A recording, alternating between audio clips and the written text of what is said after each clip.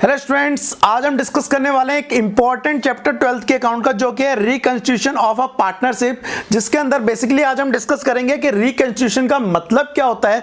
साथ ही डिस्कस करेंगे कि वो कौन कौन से मोड हैं जिसके through reconstitution of the firm करा जा सकता है। तो चलिए शुरू करते हैं। मेरा नाम है रवि कश्यप और आप देख रहे हैं अकाउंट्स की 95+ सीरीज।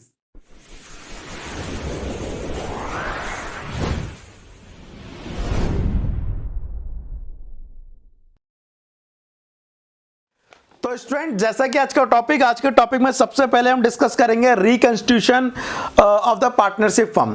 तो क्या होता है समझिए, पहले इसका वर्ड लिख लेते हैं, रिकंस्टिट्यूशन। री मतलब होता है दोबारा, री मतलब क्या हो गया, दोबारा। और कॉन्स्टिट्यूशन मतलब हो गया एक तरह से क्या बना, आपका बनाना, आपको मेक करना है। अब दोबारा से बनाना, क्या बनाना है जी, एग्रीमेंट बनाना है। देखो होता क्या है, आपके जो तीन पार्टनर है ए बी और सी, ये आपके तीन पार्टनर हैं। अब इन तीन के बीच एक पार्टनरशिप हुई, उस पार्टनरशिप को हमने रिटर्न में लिख लिया, ठीक है। ये जो पार्टनरशिप हमने रिटर्न में लिख ली, इसको क्या बोलेंगे, पार्टनरशिप डीड, पार्टनरशिप डीड, ठीक है। अब ये पार्टनरशिप डीड के अंदर इनका जो रेशियो था वो था 3:2:1। याद रखना, इनका रेशियो था 3:2:1। नाउ अब ये क्या करना चाह रहे हैं, ये चेंज करना चाह रहे हैं इस रेशियो को, इस रेशियो को ये क्या करना चाह रहे हैं, ये करना चाह रहे हैं 1:1:1। इस रेशियो को चेंज करना चाह रहे हैं।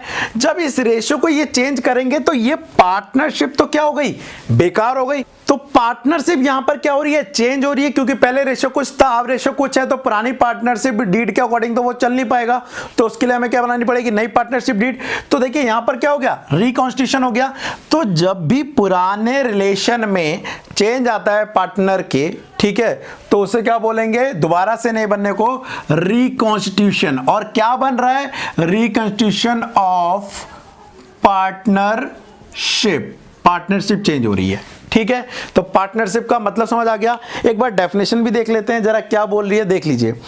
When there is a change in profit sharing ratio of existing partner without admission of new partner or without retiring any partner, ना तो कोई आ रहा है ना ही कोई जा रहा है। अच्छा, एक चीज ध्यान रखना, रिकंस्टिट्यूशन का मतलब होता है दोबारा से बनना।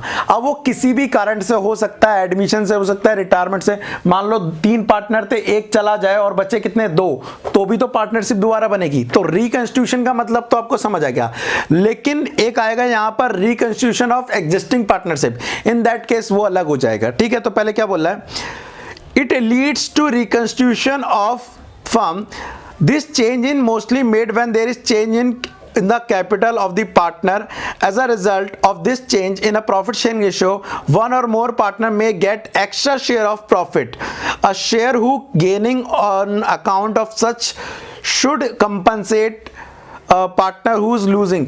नॉर्मली क्या होता है, देखिए जब ये जर्नली रिकंस्टिट्यूशन के कई तरीके हैं, तो इसके अंदर मैं एक चीज और आपको समझा दूं कि इसके मोड क्या हैं और इस चैप्टर में हम क्या पढ़ रहे हैं। देखिए mode of reconstitution of partnership में सबसे पहला क्या दिया है, change in profit sharing ratio of existing partner.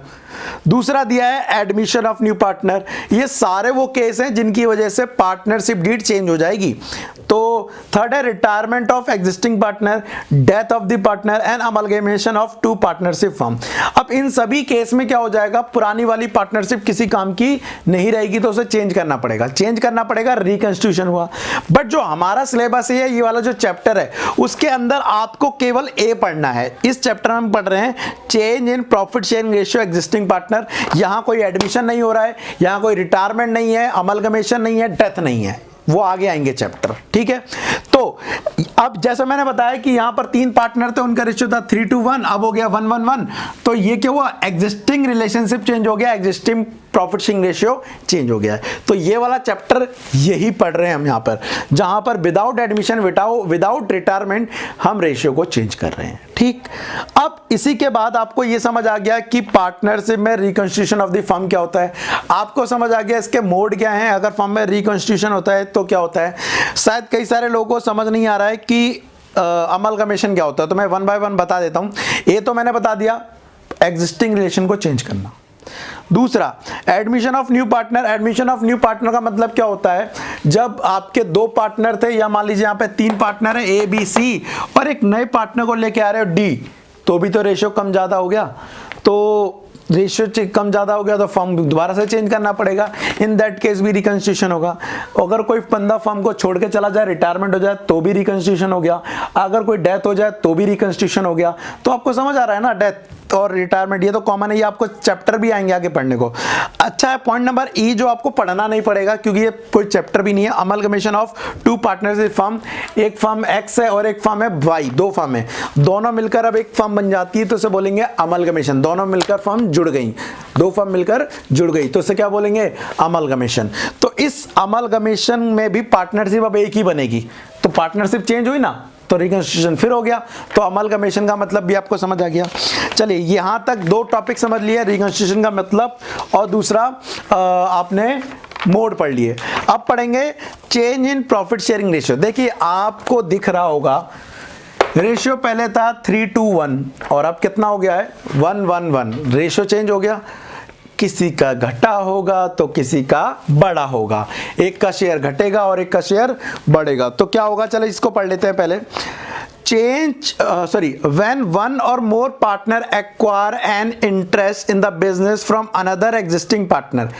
एक से शेयर लिया है किसी ने दूसरे ने, क्योंकि शेयर तो उतना ही है।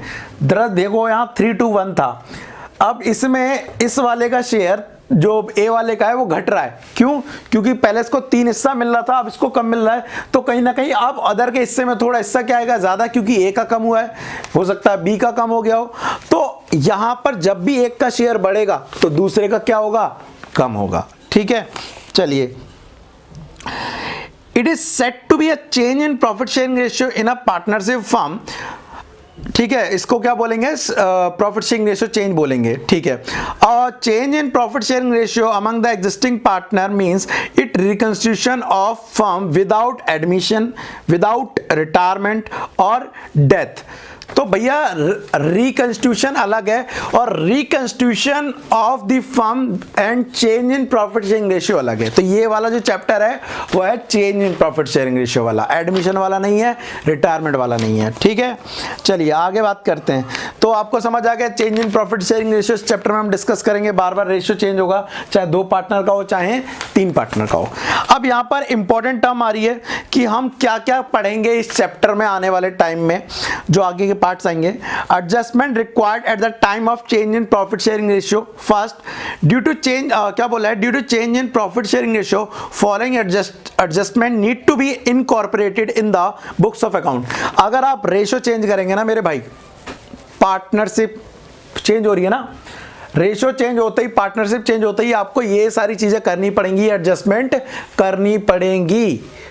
अब एग्जाम्पल के लिए कौन कौन सी एडजस्टमेंट करनी पड़ेगी, क्या क्या करना पड़ेगा, ये आपको देखना पड़ेगा।